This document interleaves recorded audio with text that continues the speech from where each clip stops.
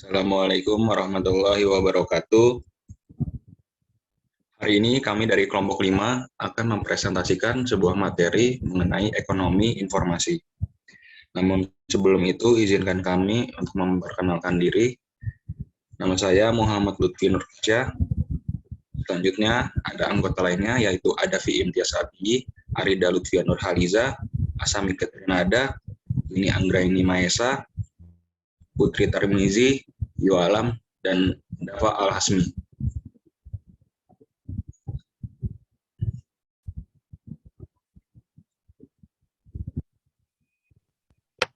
Dalam sebagian besar bab ini akan mengasumsikan bahwa partisipan yang terdapat dalam mekanisme pasar konsumen dan perusahaan menikmati manfaat dan informasi yang sempurna. Yang pertama, rata-rata dan varian. Cara termudah untuk meringkas informasi tentang hasil yang tidak pasti adalah dengan menggunakan konsep statistika, yaitu rata-rata dan varians dari variabel acak.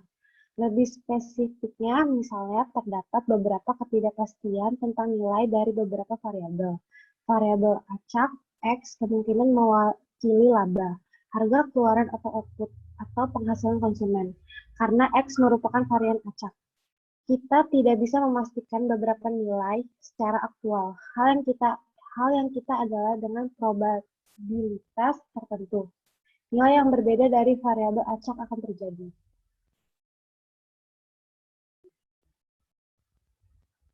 Rata-rata atau nilai yang diharapkan dari suatu variabel acak, X, didefinisikan sebagai penjumlahan dari probabilitas bahwa hasil yang berbeda akan terjadi dikalikan hasil yang dihasilkan.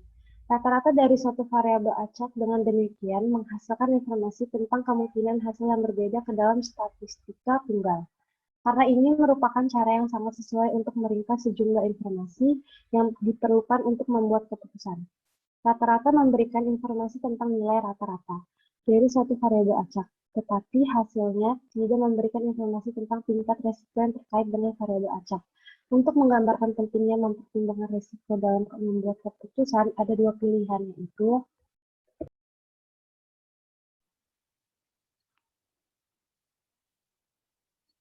yaitu ada pilihan pertama, lemparkan koin.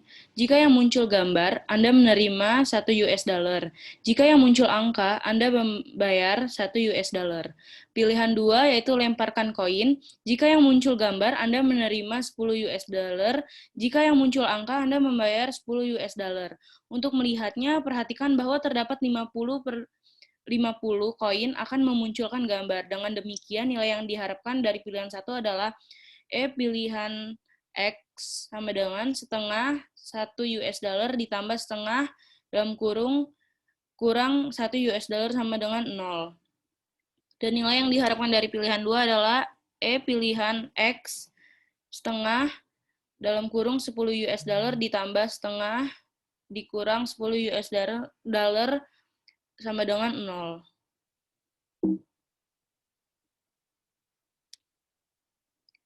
Kedua pilihan memiliki nilai yang diharapkan yang sama, tetapi pada dasarnya berbeda dalam sifatnya dengan meringkas informasi tentang pilihan menggunakan rata-rata. Kita kehilangan beberapa informasi tentang risiko yang terkait dengan kedua pilihan. Terlepas dari pilihan yang Anda pilih, Anda akan memperoleh uang atau kehilangan uang dengan melempar koin.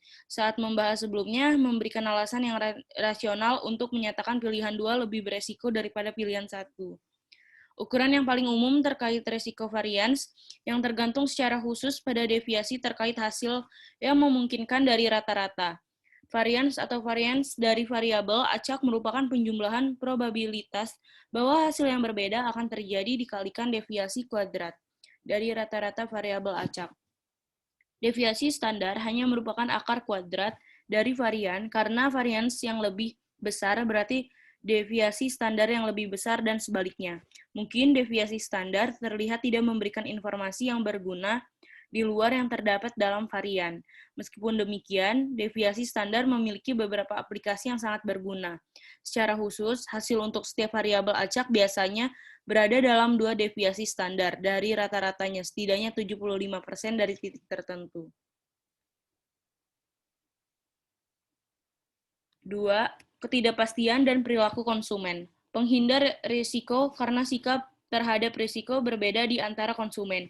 kita harus bisa memperkenalkan beberapa terminologi tambahan untuk membedakan berbagai sikap tersebut. Pertama, seseorang penghindar resiko atau risk averse lebih memilih jumlah yang pasti dibandingkan prospek yang beresiko dengan nilai yang diharapkan. Yang kedua, pencari resiko risk loving, yaitu orang yang lebih memilih prospek beresiko dengan nilai yang lebih tinggi dibandingkan jumlah yang pasti.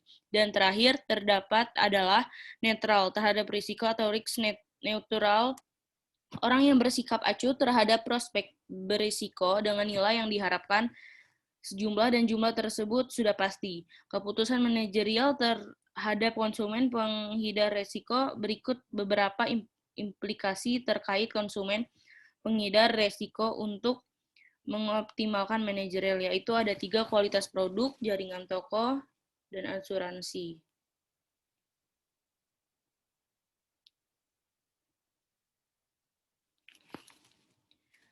Pencarian dilakukan oleh konsumen hingga saat ini kita mengasumsikan bahwa konsumen mengetahui harga barang dengan pasti. Analisis bersifat lebih rumit dalam situasi ketika konsumen tidak mengetahui harga yang ditetapkan oleh perusahaan yang berbeda untuk produk yang sama. Prinsipnya aturan terkait pencarian yang dilakukan konsumen, aturan pencarian yang optimal adalah saat konsumen menolak harga di atas reservation price atau R dan menerima harga di bawah reservation price. Selanjutnya akan dibacakan. Ketidakpastian dan perusahaan. Yang pertama, penghindar risiko.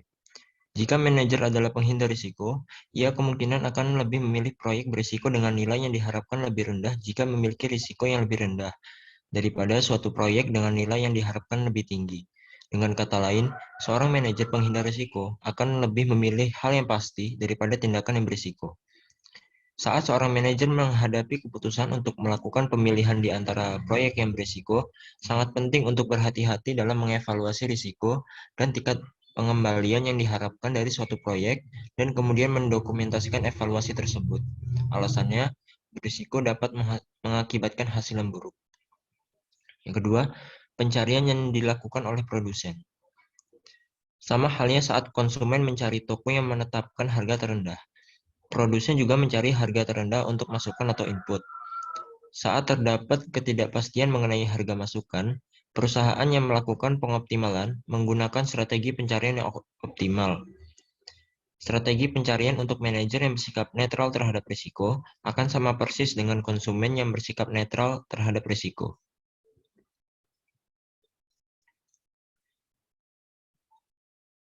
Kemudian yaitu memaksimalkan laba. Manajer yang bersikap netral terhadap risiko harus menentukan berapa keluaran yang akan diproduksi sebelum dia yakin tentang permintaan untuk produknya. Karena permintaan adalah tidak pasti, pendapatan juga tidak pasti. Ini berarti bahwa untuk memaksimalkan laba yang diharapkan, manajer harus menyamakan penerimaan marginal yang diharapkan dengan biaya marginal dalam menetapkan keluaran.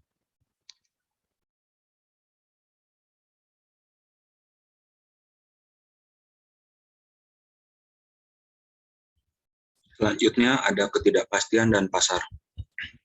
Informasi asimetris. Asimetri informasi merupakan suatu keadaan di mana manajer memiliki akses informasi atas prospek perusahaan yang tidak dimiliki oleh pihak luar perusahaan. Asimetri informasi terjadi karena manajer lebih superior dalam menguasai informasi dibandingkan pihak lain, pemilik atau pemegang saham, dengan asumsi bahwa individu-individu bertindak untuk memaksimalkan kepentingan diri sendiri. Maka dengan informasi asimetri yang dimilikinya akan mendorong agen untuk menyembunyikan beberapa informasi yang tidak diketahui prinsipal sebagai pemilik.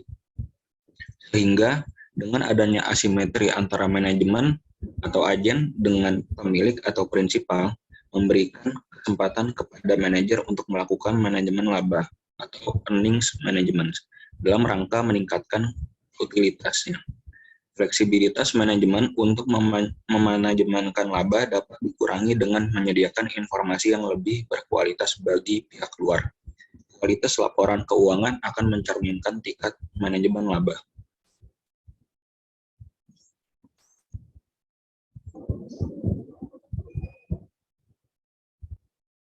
jenis-jenis asimetri informasi, yaitu Scott membagi asimetri informasi menjadi dua jenis berdasarkan bagaimana suatu pihak memiliki informasi yang lebih unggul daripada pihak lainnya. Yang pertama ada adverse selection, yang kedua ada moral hazard. Selanjutnya, pemberian sinyal dan penyaringan. Pemberian sinyal atau signaling terjadi saat pihak informasi mengirimkan sinyal atau indikator terkait tersembunyi yang ditawarkan kepada pihak yang tidak terinformasikan upaya untuk memberikan informasi tentang karakteristik tersembunyi.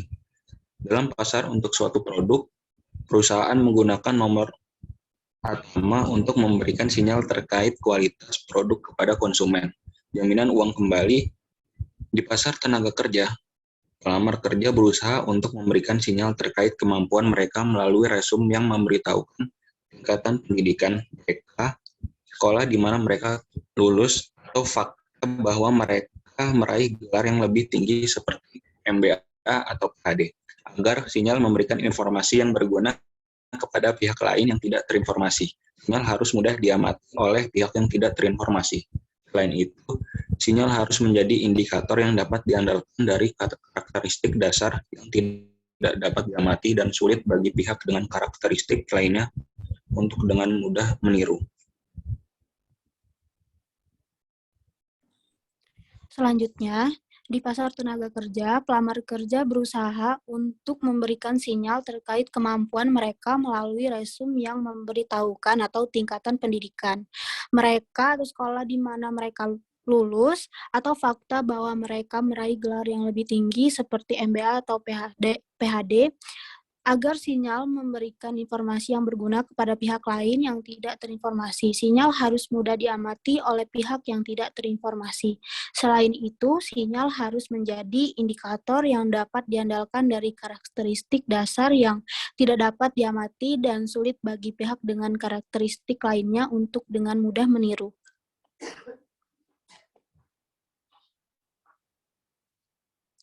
Selanjutnya, yang kelima, pelelangan. Dalam lelang, pembeli potensial bersaing terkait hak untuk memiliki barang, jasa, atau lebih umumnya sesuatu yang berharga. Saat juru lelang merupakan penjual, seperti pada lelang seni, juru lelang berharap memperoleh kemungkinan harga tertinggi untuk barang tersebut. Pembeli berusaha untuk memperoleh barang dengan harga serendah mungkin. Lelang merupakan hal yang penting untuk dipahami manajer karena dalam banyak kasus perusahaan berpartisipasi baik sebagai juru lelang atau sebagai penawar dalam proses lelang. Dengan kata lain, perusahaan kemungkinan ingin menjual barang melalui lelang atau membeli barang dalam sebuah lelang. Berdasarkan alasan ini, merupakan hal yang penting bagi para manajer untuk memahami implikasi lelang terhadap keputusan manajerial.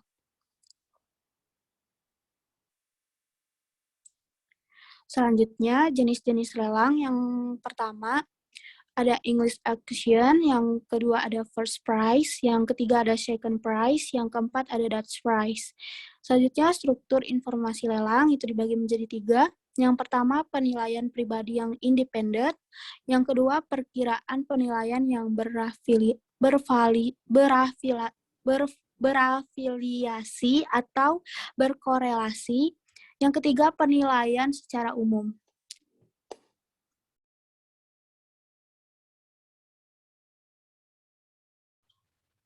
Selanjutnya, strategi penawaran yang optimal untuk penawaran yang netral terhadap risiko. Strategi untuk lelang dengan penilaian pribadi yang independen. Pertama, pertimbangkan English auction, yang mana juru lelang memulai penawaran dengan harga rendah dan secara bertahap meningkatkan penawaran sampai hanya terdapat satu penawaran yang tersisa. Selanjutnya, pertimbangkan second price, short bid auction, penawaran tertinggi, memenangkan lelang, dan membayar sejumlah penawaran berdasarkan penawar tertinggi kedua. Terakhir, pertimbangkan first price auction. Dalam hal ini, penawar tertinggi merupakan pemenangnya dan membayar berdasarkan penawaran sendiri. Jika terdapat N penawar, yang semuanya memandang penilaian menjadi terdistribusikan merata atau seragam di antara kemungkinan penilaian terendah L dan kemungkinan penilaian tertinggi H. Penawaran optimal yang untuk peserta lelang yang memiliki penilaian tersendiri sebesar V adalah B sama dengan V dikali V dikurang L dibagi N, di mana B menunjukkan penawaran yang optimal bagi peserta lelang.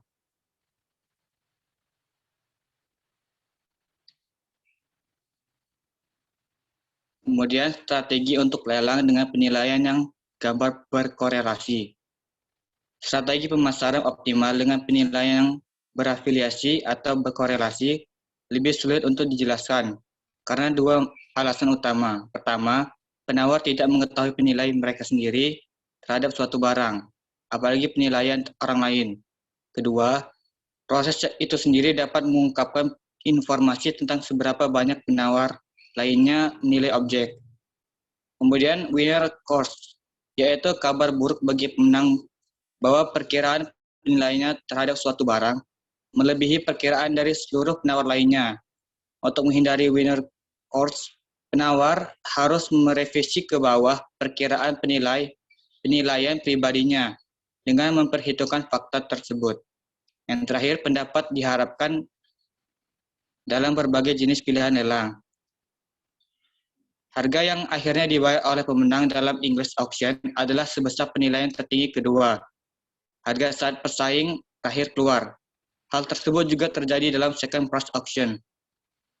Hal tersebut menyiratkan bahwa dengan penilaian pribadi yang independen, pendapat yang diharapkan diterima oleh juru lelang adalah sama besarnya dengan English auction maupun second price auction. Dalam penilaian yang terafiliasi, tidak berlaku kesetaraan pendapat. Dalam English auction, peserta lelang mendapat sebagai besar informasi tentang perkiraan penilaian dari yang lainnya. Dan informasi penunjang ini mengurangi winner course serta batas tertentu sampai batas tertentu. Pada first price dan dog auction, peserta lelang tidak belajar apa-apa tentang perkiraan penilaian dari peserta lelang lainnya selama proses pelelangan. Dalam second price auction, penawaran juga tidak belajar apa-apa tentang perkiraan penilaian dari peserta lelang lainnya.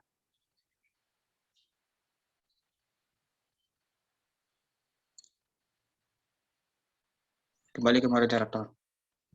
Ya, terima kasih. Sekian presentasi dari kelompok kami. Mohon maaf apabila ada kesalahan. Wabillahi taufiq wal hidayah.